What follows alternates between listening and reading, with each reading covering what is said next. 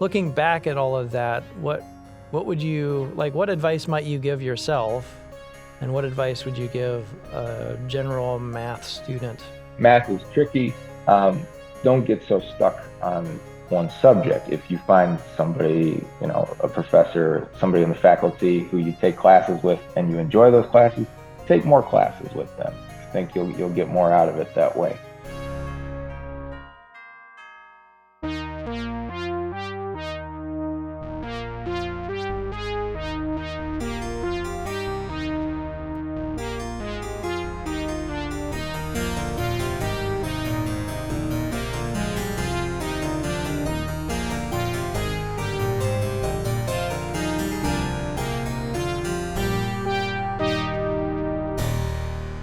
Greetings. Welcome to Eric's Angle, the podcast for Iowa State mathematics students. I am your host, Eric Weber, chair of the math department. Today's guest is a 2021 graduate of our program. He is Lee Przybylski, and he is now a research and development analyst for the Washington Nationals baseball team. Lee attended the University of Iowa, which we won't hold against him, to study mathematics and compete on the men's crew. He has also worked as a baseball umpire at the high school and college levels, calling games across the state of Iowa. Please welcome Lee Przybylski. Lee, welcome to Eric's Angle. Thanks for being here. Thanks for having me. So tell us a little bit about yourself. You might have mentioned in the intro, I did my undergrad at University of Iowa. Didn't really know what I wanted to major in, but I knew University of Iowa was a big enough school I could probably, find something I liked there. Enjoyed, about a year in, I realized I was missing, doing calculus. I'd done AP Calc in high school, so I just started taking more math courses, ended up majoring in math. But I also, enjoyed a lot of baseball. So I was always like kind of thinking I'm going to umpire school after I finish undergrad, which, it's kind of different. But anyway, I did that, tried to see if I could get a job, umpiring in the minor leagues. And then after that, I realized, umpiring's pretty competitive. I didn't quite make the cut for the minor leagues. I still spent a season on the road, doing a college summer league, and it was a good experience. But then I ended up going back to graduate school, and did my master's at Kent State, did my PhD at Iowa State. Always liked pure math, thinking maybe I would be a professor and, write papers and teach classes. But I also, did enjoy baseball, spent every summer still umpiring when I could. And it was nice when I started applying for jobs. I applied to like 10 different baseball teams and ended up, getting a job at the Nationals where I can apply math to baseball. So it seemed like a great fit. I feel pretty lucky to have ended up out here. So we could switch the phrase from money ball to math ball. It's, the thing about, I guess, money ball, right, is like, I guess, what's the take there? Like, we have so much more data today than, Billy Beane had with the Oakland A's at the time, Moneyball took place, right? And they were trying to find like what types of players were undervalued, right? But now it's like, and the revelation was, well, if they get on base, they're valuable, and not everyone values that enough. So we can get some bargains. And it's like now it's like, well, we don't just know if they get on base. We know, like, how much horizontal break is on their slider, how much induced vertical break is on their fastball. Like, we have, like, very high granularity of data that we can look at people with now.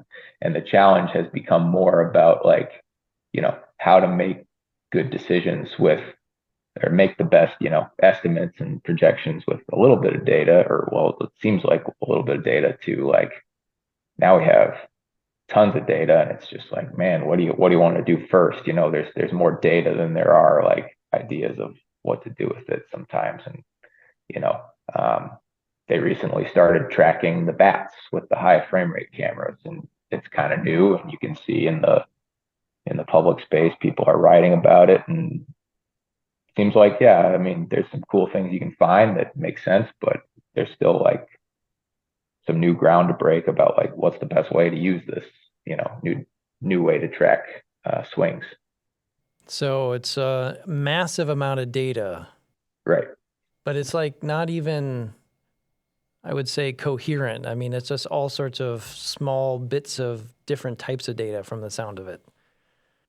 I mean, they try to clean it up for you, like Okay. TrackMan's gonna tell you like, okay, they could tell you the coordinates of the pitch at each, hundredth of a second or something like that, right? But there's noise in these measurements, right? So they do like fit quadratic regression to those points, and then they tell you here's a polygon that represents the trajectory of this pitch, and you can use that if you want. So um, it's kind of interesting, right? Because then you wonder like, is this regression great? And some versions are like, no, quadratic's not good enough because there's other things causing the ball to accelerate, so we got to go up to an eighth degree polynomial or something like that. It, I don't know, and I'm like, okay, let's use that. But so I'm saying like, you get these data points from these sources, and most of the companies that give it to you, they try to clean it up somewhat, and you don't always get to see like what was under the hood, what was the raw point, and that would be so much, that would probably take a lot of memory too to hold all those points instead of just some quadratic coefficients. So it's kind of a size thing, but it also probably cleans cleans things up for you a little bit too. So you're not doing that type of thing with you said the fitting polynomials and fitting polygons and cleaning data. That's, I guess, the companies that acquire and build the acquisition devices or something. Yeah, I mean, there's a little quality control we got to do on our part too. They only do so much, Sometimes the measurements are just wrong, and the way they try to detect it doesn't catch it. So you got to have some, common sense checks when you start actually like trying to build a model. But then it's like, okay, can I estimate, what was the average, um, induced vertical break on this pitch? And it's like, okay, well, you got the trajectory of the pitch, and they'll even tell you like what their average induced vertical break was. But maybe you want to clean it up a little more and stuff like that. So, um, yeah, I can't say like, what is it like, um, here in R&D, like I'd say there's like three major roles too. So that's another important thing to understand. Most teams kind of do it all the same way, but there's, you know, data engineers who get all the data in from all these sources, organize it into a nice database. Then there's the analyst. That's my role mostly. And so you take the data that's been organized into these nice tables, and you fit regression models, you fit, classification models, whatever you want.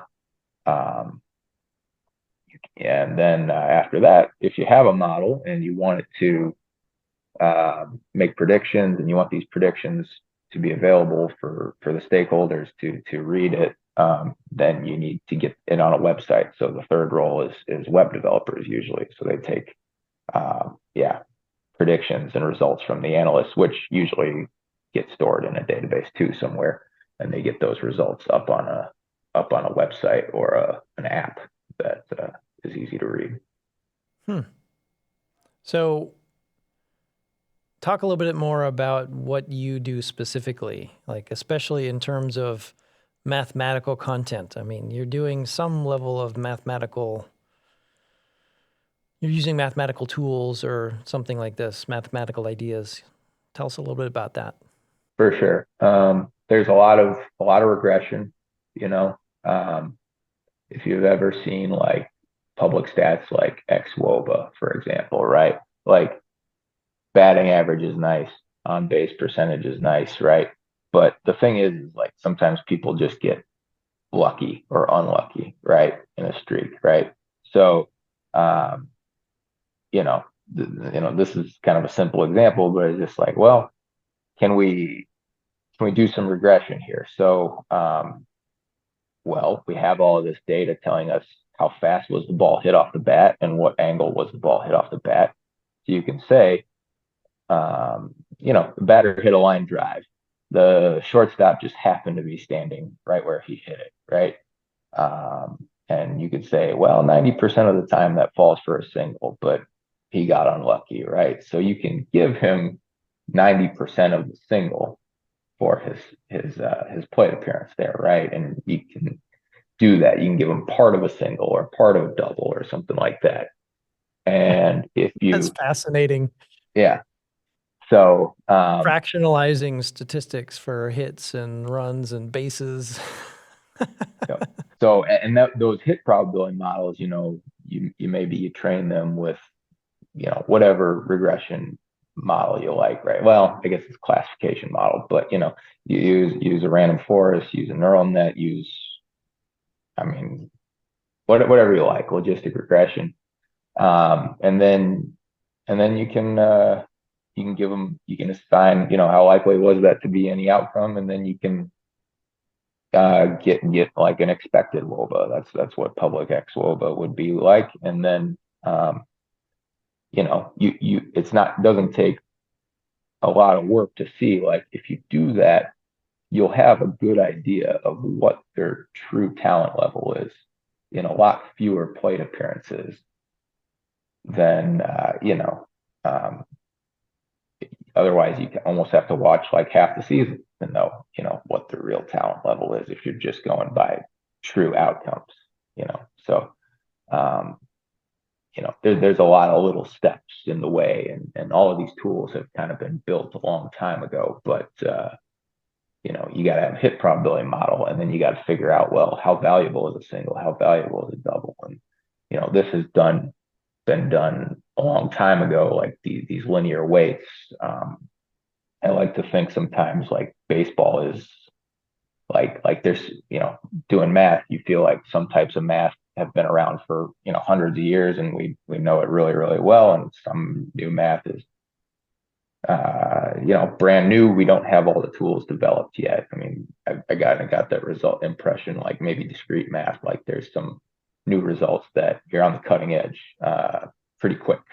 Whereas analysis has been around for a long time. We can teach calculus to high school kids now, and it's we've worked it all out pretty much, and now we have all these tools to do analysis. And to me, baseball is like that. If you're doing like football, you've got to develop a lot of the tools yourself because people haven't been able to analyze football as well as they or as Hmm. much as they have with baseball. So it's kind of interesting. But anyway, you have all these tools. And then it's kind of like, you know, as a mathematician, I look at it and I'm like, okay, I want to use regression.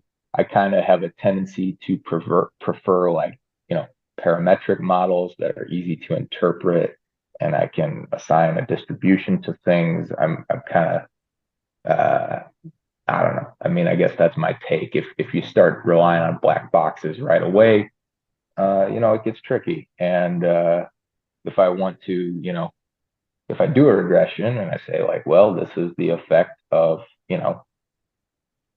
dumb example, but like more miles per hour. What do I think your on your fastball? What do I think your ERA is going to look like, or something like that, right? Is it like you can get an estimate for that coefficient of miles per hour, and then you can say, hey, because this coefficient is positive, faster pitchers, sorry, tend to have a lower ERA or something, right? And that's easy to explain to, stakeholders that don't always have the same mathematical background or something like that. So I do like interpretability when I'm doing my models, but there's times where you need to also, get a black box out and try to make something work. So, um, yeah, it's the math has just helped me like have a big toolbox and like be able to decide like what's the most appropriate way to approach this problem, I guess. So, would you say all of the things you've encountered, concepts, ideas in this role, you had some intuitive level of understanding prior to this because of your mathematics training? I mean, you also really have to have a good baseball intuition, I guess, right? Like you can you can fit a model and then it's like I don't know. I'll give you an example. Like Apple TV started broadcasting those Friday night games, and bottom right corner they'd be watching an at bat, right? And um, they would tell you what's you're watching Lane Thomas bat or whatever, and the count is 0-0, and then they throw us and they'd say Lane Thomas's on base probability is 40% or something like that. That seems generous, but 40%. And then first pitch, strike down the middle. And then they say Lane Thomas's on base probability is now, 42%. You're like, what? His on base probability just went up, right? Um, no, that's not right. And I mean, this was really happening. People called him out on like all these Oh, sites like wow. Okay. Fangraphs and stuff like that. And like there is something wrong with your model because when you have more strikes, it is harder to get on base. And just whoever made this model didn't, do that kind of common sense check when they were building it. And maybe this is an interpretability thing, right? But if you had a parameter for number of strikes and a parameter for number of balls, like you could say, like, yeah, more you could probably estimate more strikes makes it harder to get on base. More balls makes it easier to get on base. You can do stuff like that. So I bring a lot of that baseball knowledge too that I gained, from umpiring and just like, interacting with players and like, is this effect? Is this an effect? Is this not an effect? Like, how realistic is it? And there's a lot of stuff too that I'm just like, there's no way we're going to quantify that too. So, people talk about pitch framing. And I'm like, well, when I was an umpire, if the catcher was polite to me, I'd like to think I just called the pitch the way I saw it, but it's easier to call strikes when the catcher's being nice to you. So, but how do you quantify that? So um, no, you definitely got to understand baseball, appreciate baseball. That's a very big part of Hmm. this job. Besides just you know understanding statistics and probability and all that. Hmm. Interesting. So it helps to be a fan of some sort and certainly helps to have some knowledge, is what you're saying. Mhm. Um, you haven't encountered any mathematical concepts that you had to really think about pretty hard when you first Yeah, I encountered them. mean, you see, I run into some new black box models here and there. I learned about expectation maximization, which that's a statistical optimization algorithm that I didn't encounter in any of my coursework as a stats minor, but like I mean, because of my background, like you read a textbook or two and you got it, and Hmm. that's kind of nice. But yeah, I mean, just like I said, like math gives you that big toolbox, and you give yourself a day or two to figure it out. You can use what's out there usually. Sometimes finding good resources is tricky, but yeah, I don't know. It's sometimes baseball articles when they say like this is how we sorted the data or something. They're often a little fuzzy too about the details of like where they get their data and how did they, what were all the parameters they used in their model and stuff like that. And they don't always write with as much rigor as you'd see in a mathematical paper too. So you got to be careful with that. So Mm. So are you writing things up? yeah, there's Almost a like lot of writing a internal math paper? reports. Um, I will, yeah, I mean, we use R as our main language. So if you use R Markdown to do your write up your stats homework or something like that's a good way to do it. Or good practice anyway. I still use some of my LaTeX skills too to Hmm. write out my formulas. Just, give me some more precise way to write down what the model is supposed to be. Um, so yeah, I mean, and I think you got to have kind of a writing is an important skill. Like I feel like majority of my writing is really just for me, like, so that when I go look at the code, it doesn't take me long to figure out, what the code is trying to do. I can just check my documentation. But yeah, you do got to pass stuff along. You make a model at a high level. Everyone wants to know like what are the features that this model uses to, predict the response value. Like what does it use? Um, you know, how many seasons worth of data did you use to train it? Like, you got to have those like high level details ready to go too. And that should Mhm. go in most write-ups.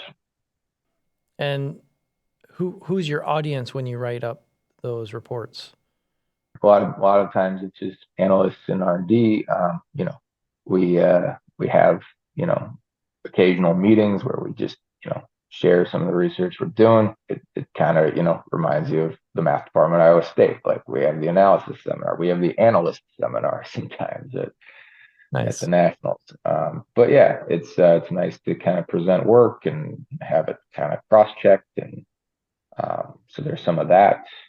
Um, Sometimes though, just like you put these results up into the database and it gets consumed, and then you learn like some of the things that maybe your model was missing or something like that too. So I guess that's not so much about the write-ups, but more about the results. But Mhm. you develop the project either way. Like sometimes it's sharing the report, but a lot of times it's just like feedback from the people, consuming your work. So So I get the sense that on a day-to-day level, it seems very similar to an academic environment. You're doing your modeling and then you're writing up your results and you're presenting them to your peers. yeah, yeah, you could say that. I mean, it all stays kind of in the house.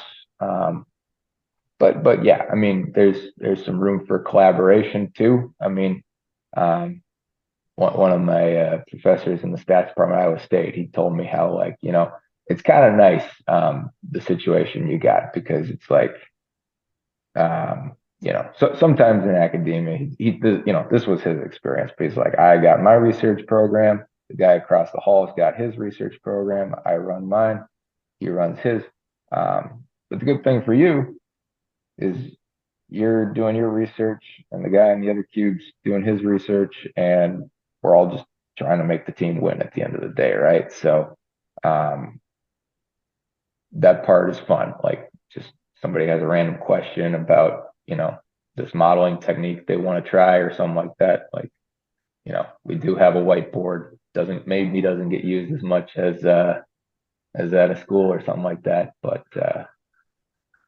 yeah, I enjoy that part of the job anyway. Yeah. I want to go back to your time in college. You said you became a math major essentially, as I understand it, because you really liked calculus. Sure. Yeah. Did you have, it didn't sound like the way you described it earlier, it didn't sound like you had really a plan for what to do after graduation that relied on a math degree. Right. Yeah. I mean, I wanted to umpire. That was just kind of the thing. Like to me, I guess, um,